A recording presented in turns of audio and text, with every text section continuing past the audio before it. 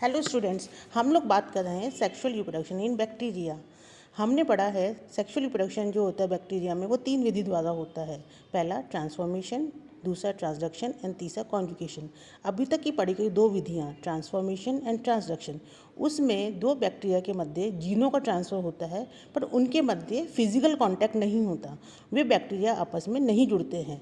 Transformation के अंदर एक बैक्टीरिया जो होता है वो अपने एनवायरनमेंट में उपस्थित किसी डेड बैक्टीरिया के डीएनए को पिकअप करता है और अपने जीनोम में उसके जीन्स को समाहित कर लेता है। और ट्रांसडक्शन के अंदर एक बैक्टीरियोफेज के द्वारा एक बैक्टीरिया से दूसरे बैक्टीरिया में जीन्स का ट्रांसफ़र होता है। बट कॉन्जुगेशन जो होती है वो मोस्ट कॉमन मेथड होता है बैक्टीरिया के अंदर सेक्सुअल रिप्रोडक्शन का, जिसके अंदर 2 बैक्टीरिया जो होते हैं वो फिजिकल कांटेक्ट में आते हैं। इनके अंदर एक ट्यूब लाइक संरचना जो होती है, स्ट्रक्चर जिसे कि हम प्ली कहते हैं, वो बनती है, जिससे कि 2 बैक्टीरिया जो होते हैं वो एक दूसरे के कांटेक्ट में आ जाते हैं। और ये जो प्ली होती है वह खोखली ट्यूब लाइक संरचना है, जिसके थ्रू एक बैक्टीरिया से दूसरे बैक्टीरिया में जीनों का ट्रांसफ़र हो जाता है।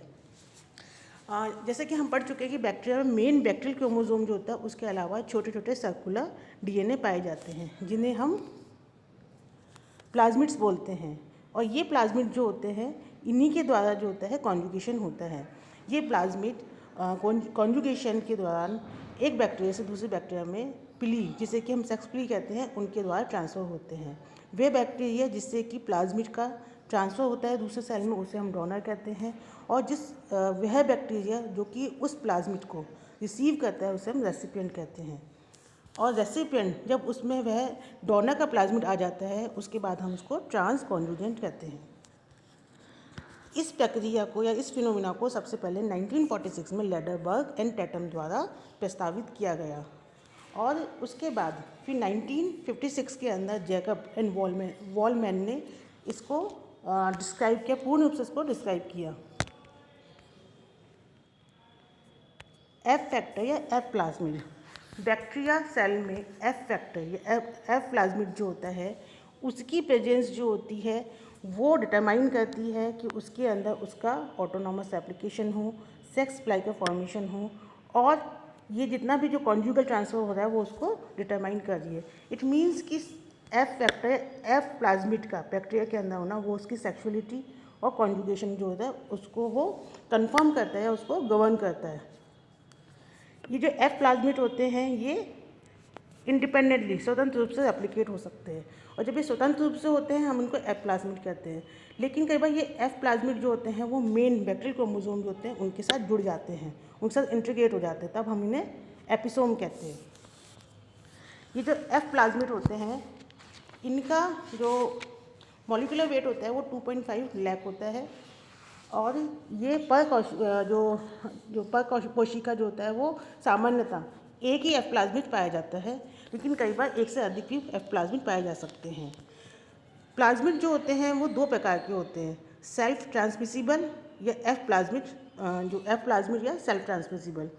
ये जो प्लाज्मिड होते हैं वे उन्हीं सारे फंक्शंस को कोड करते हैं जो कि जीनों के ट्रांसफ़र के लिए नेसेसरी होते हैं। जैसे कि जो डीएनए एलिमेंट जो होता है उसके ट्रांसफ़र को बनाते हैं, उसको मोबिलाइज करते हैं।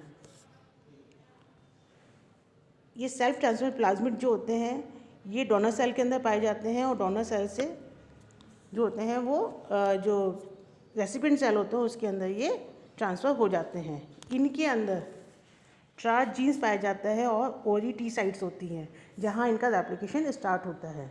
इनको हम कॉन्जुगेटिव प्लाज्मिड भी कहते हैं। सेकंड होता है मोबिलाइजेबल प्लाज्मिड। ये प्लाज्मिड जो होते हैं वो केवल उन फंक्शन को एनकोड करते हैं जो कि रेसिपिएंट सेल में इसके ट्रांसफ़र जो होते हैं उसको इंश्योर कर रहे हैं। और ये जो होते हैं, लेकिन इनका जो ट्रांसफ़र होता है वो सेल्फ ट्रांसमिसल जो प्लाज्मिड होते हैं उनकी हेल्प इनको रिक्वायरमेंट होती है। ये अकेले जो होते हैं वे उसमें कॉन्जुगेशन प्रोसेस जो होती है उसको पूरा नहीं कर पाते हैं। इनको सेल्फ ट्रांसमिसिबल प्लाज्मिड की आवश्यकता होती है, जिसकी सहायता से ही ये जो एक बैक्टीरिया से दूसरे बैक्टीरिया जो होता है उसमें ट्रांसफ़र हो सकते हैं। अब हम बात करेंगे बैक्टीरियल कॉन्जुगेशन जो होता है उसमें क्या क्या स्टेप्स होते हैं। पहला स्टेप्स होता है प्लस फॉर्मेशन, मतलब प्ली का फॉर्मेशन। हमें पता है कि जो बैक्टीरिया होते हैं उनके आउटर जो कवरिंग होती है उसके चारों तरफ धागेनुमा हेयर लाइक स्ट्रक्चर्स पाई जाती हैं, जो कि विभिन्न प्रकार की होती है। उसमें से कुछ लंबी संरचनाएं होती हैं जिन्हें हम फ्लैजेला कहते हैं, जो कि बैक्टीरिया में मूवमेंट या एडेशन जो होता है उसको इंश्योर करता है। इसके अलावा कुछ चारों तरफ उसके धागेनुमा संरचनाएं पाई जाती है छोटी छोटी, उनको हम फिम्बरी बोलते हैं, जो कि बेसिकली अटैचमेंट का काम करते हैं, किसी भी सरफेस से बैक्टीरिया को जोड़ने का काम करती है।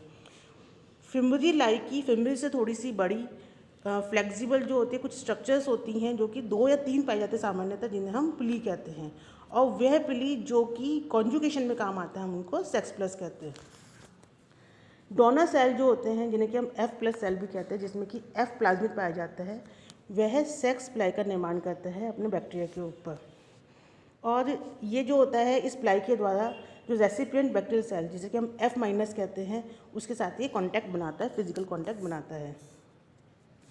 अब सेकंड स्टेप में है डोनर सेल और रेसिपिएंट सेल के अंदर फिजिकल कांटेक्ट का बनना। तो प्लस ये जो प्लाई होता है, सेक्स प्लाई जो होता है, ये जो दोनों डोनर सेल और रेसिपिएंट सेल होते हैं उनके बीच में डायरेक्ट कांटेक्ट बनाता है। और एक अब जब ये दोनों सेल जो होती है, डोनर सेल और रेसिपिएंट सेल जो होती हैं, जब इस सेक्स प्ले द्वारा जुड़ जाती हैं तो उसको हम कॉन्जुगेशन ट्यूब कहते हैं। नेक्स्ट स्टेप है transfer of F plasmid. F factor जो होता है, F प्लाज्मिड जो होता है, वो रेप्लिकेशन ऑरिजिन पॉइंट पे जो OGT साइट होती है वहाँ से वो ओपन होता है, वहाँ उसमें एक कट लगता है। उसके बाद जो होता है उसका जो सिंगल 5 एंड जो होता है, उसका सिंगल स्ट्रैंड जो होता है वो रेसिपिएंट सेल में tube like structure sex ply है या कॉन्जुगेशन ट्यूब है, उससे वो ट्रांसफर होना स्टार्ट हो जाता है। इट मीन्स कि F प्लाज्मिड जो होते हैं वो डबल स्ट्रैंडेड है और सर्कुलर DNA है, लेकिन एक स्ट्रैंड जो होता है वो डोनर सेल में रह जाता है और उसका एक स्ट्रैंड कट होके कॉन्जुगेशन ट्यूब द्वारा जो होता है वो जो रेसिपिएंट सेल होती है उसके अंदर वो ट्रांसफ़र हो जाता है। नेक्स्ट स्टेप है कॉम्प्लीमेंट्री स्ट्रैंड सिंथेसिस।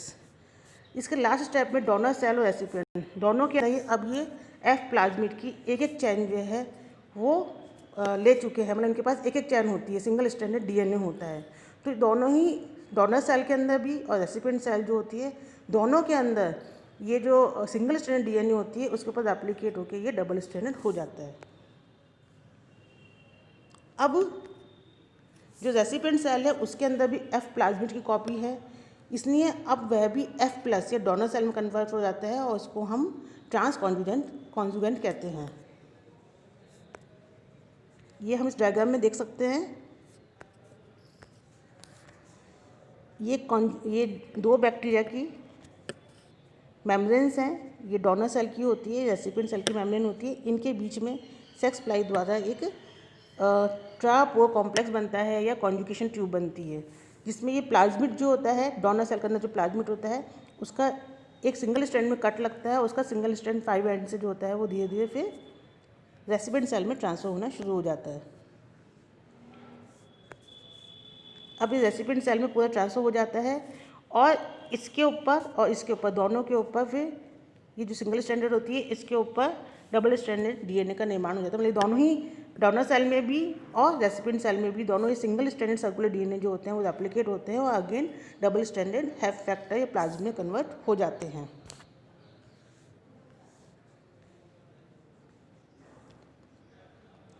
इस डायग्राम में भी स्पष्ट है, इसके अंदर F प्लाज्मिड है, ये कॉन्जुगेशन ट्यूब सेक्स प्लाई जो होती है उससे कॉन्जुगेशन ट्यूब बन जाती है। अब इसका एक जो स्ट्रैंडेड होता है F प्लाज्मिड का, जो सिंगल स्ट्रैंडेड होता है वो डोनर सेल में चला जाता है और अगेन दोनों में जाके ये डबल स्ट्रैंडेड में कन्वर्ट हो जाता है। और जो डोनर सेल है उसमें भी अब ये कैपेसिटी आ जाती है कि उसमें वो सेक्स प्लाई का निर्माण कर सके, क्योंकि उसमें अब ट्रांसमिसिबल फैक्टर है जो कि जीनों के ट्रांसफ़र जो है उसके लिए रिस्पॉन्सिबल है। तो वो F माइनस सेल जो होती है वो F प्लस में कन्वर्ट हो जाती है। अब है high frequency recombination HFR strand. जब जो F प्लस सेल जो होती है उसका जो F प्लाज्मिड होता है, अगर वह उसके बैक्टीरियल क्रोमोसोम के साथ इंटीग्रेट हो जाए तो उसे अब वो कन्वर्ट हो जाता है, वो जो सेल होती है वो कन्वर्ट हो जाती है हाई फ्रिक्वेंसी रिकॉम्बिनेशन सेल के अंदर। इसमें क्या होता है कि हम बात कर रहे हैं कि जो डोनर सेल और जो रेसिपिएंट सेल हो उसमें सामान्यतः जो एफ प्लाज्मिड होता है वही ट्रांसफ़र होता है। लेकिन कई बार क्या होता है कि जो एफ प्लाज्मिड होता है वो स्वतंत्र रूप से ना होकर मेन बैक्टीरियल क्रोमोसोम, डोनर के मेन बैक्टीरियल क्रोमोसोम के अंदर इंटीग्रेट हो जाता है। और चूँकि अब जो क्रोमोसोम है बड़ा क्रोमोसोम बन गया और इसके अंदर उस एफ प्लाज्मिड के आने से वो ट्रांसमिसिबल एक्टिविटी या ट्रांसफ़र एक्टिविटी जो आ जाती है, तो इस वजह से पूरा का पूरा क्रोमोसोम जो होता है, क्रोमोसोम का कुछ टुकड़ा जो होता है वो रेसिपिएंट सेल के अंदर ट्रांसफ़र हो जाता है। पहले वाले जो अपन सिर्फ एफ जो प्लाज्मिड जब ट्रांसफ़र होता है तो उसकी जो केवल प्लाज्मिड ट्रांसफ़र हो रहा है उसमें जो ट्रांसफ़र की स्पीड होती है या ट्रांसफ़र की फ्रिक्वेंसी होती है वो बहुत ज़्यादा होती है, क्योंकि सर्कुलर डीएनए जो होता है प्लाज्मिड के फॉर्म में वो छोटा होता है। लेकिन अगर ये प्लाज्मिड जो है वो पूरे क्रोमोसोम के साथ जुड़ जाता है तो पूरे क्रोमोसोम के साथ बहुत बड़ा हो जाता है। तो अब ये बहुत बड़ा जो क्रोमोसोम है या बड़ा क्रोमोसोम है इसके ट्रांसफ़र होने की स्पीड या फ्रिक्वेंसी कम होती है। लेकिन इस प्रक्रिया में क्या होता है कि जब ये इससे जुड़ता है तो वो ऐसे पॉइंट पे जुड़ता है, जब कट लगता है इसका तो उसमें पहले जो मेन बैक्टीरियल क्रोमोसोम है उसका भाग ट्रांसफर होना शुरू होता है। और उसका भाग जब ट्रांसफर होगा दूसरे रेसिपिएंट सेल के अंदर तो कितना भाग ट्रांसफर होगा डिपेंड करता है कि कितनी देर कॉन्जुगेशन ट्यूब बनी हुई है। ट्यूब जो होती है वो बहुत अधिक समय तक नहीं बनती है, उसकी समय के ऊपर डिपेंड करता है कि कितना भाग ट्रांसफ़र होगा। अगर वो बहुत अधिक समय तक बनी है तो मे बी पॉसिबल कि पूरा का पूरा बैक्टीरियल क्रोमोसोम जो है एक सेल का, एक बैक्टीरिया का पूरा क्रोमोसोम जो होता है वो सेकंड जो रेसिपिएंट सेल है उसके अंदर ट्रांसफ़र हो जाए। बट इसकी फ्रिक्वेंसी बहुत कम होती है, सामान्यतः ऐसा नहीं होता है। बल्कि ऐसा होता है कि ये जो होता है इसका जो क्रोमोसोम होता है उसका उस स्थान पे कट लगता है जहाँ की उस पर प्लाज्मिड जुड़ा हुआ है और वहाँ से पहले बैक्टीरियल क्रोमोसोम वाला पार्ट जो होता है वो लीनियर हो जाता है, वो वहाँ से वो ट्रांसफर होना शुरू होता है। और कॉन्जुगेशन ट्यूब जो है कि कम समय तक बनती है, इसलिए ट्रांसफ़र जो होता है बैक्टीरियल क्रोमोसोम के कुछ ही टुकड़े का ट्रांसफ़र जो होता है वो डोनर से रेसिपिएंट सेल में होता है।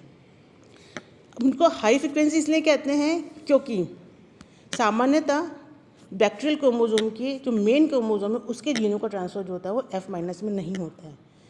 इसकी बहुत कम फ्रिक्वेंसी होती है, बहुत लो फ्रिक्वेंसी। लेकिन अगर एक कल्चर के अंदर एपिसोम बन जाते हैं, एफ प्लाज्मिड जो है वो बैक्टीरियल क्रोमोसोम में जुड़ जाता है, तो अब ये फ्रिक्वेंसी बढ़ जाती है उनकी कि अब मेन जो बैक्टीरियल क्रोमोसोम है उनके जीनों का ट्रांसफ़र भी एफ माइनस में हो सके। इसलिए हम इसे कहते हैं हाई फ्रिक्वेंसी स्ट्रेंथ, है ना, जिनकी फ्रिक्वेंसी बढ़ गई है।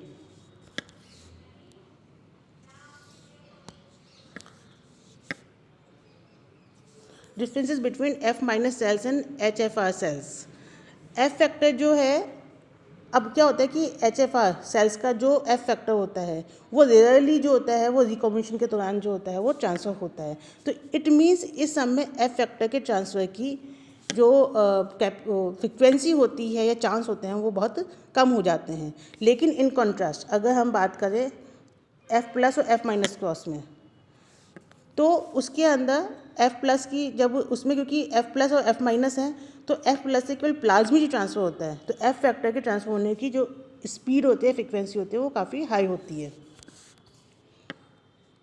एफ प्लस के अंदर प्लाज्मिड का जो ट्रांसफ़र होता है उसका टाइम, उसमें जो समय लगता है वो 2 मिनट लगता है, जबकि पूरे बैक्टीरियल क्रोमोसोम को ट्रांसफ़र होने में 100 मिनट्स लगते हैं। तो it means H F are strand का जब ट्रांसफ़र होता है, एच एफ आर स्ट्रैंड से जब एफ माइनस में जीनों का ट्रांसफ़र होता है तो उसमें समय अधिक लगता है, जबकि एफ प्लस से जब एफ माइनस में ट्रांसफ़र होता है तो उसमें समय कम लगता है।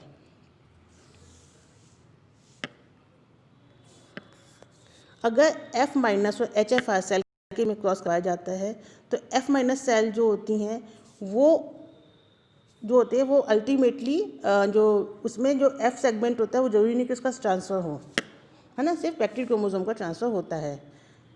अब जैसे क्या होता है कि एक एफ माइनस को ऐसे कल्चर में जिसमें कि ल्यूसिन नहीं है, उसके अंदर ल्यूसिन नहीं बनता है, ठीक है, उनको उनके अंदर और साथ में एक H F are leucine plus जो एच एफ आर स्ट्रैंड है और उसमें जो ल्यूसिन वाला जो पार्ट है उसके अंदर ल्यूसिन वो बना सकता है, ऐसा कल्चर जिसमें कि वो ल्यूसिन बना सकता है।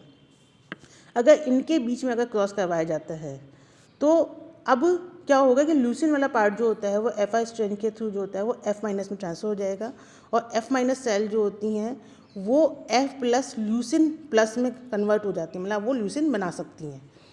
ये चीज़ समझ में आई कि हम कंपैरिजन कर रहे हैं एफ प्लस और एच एफ आर स्ट्रैंड के बीच में, है ना। कहते ऐसे बैक्टीरिया जिसमें सिर्फ एफ प्लस जो प्लाज्मिड होता है, एफ फैक्टर होता है, उसका ट्रांसफ़र हो रहा है।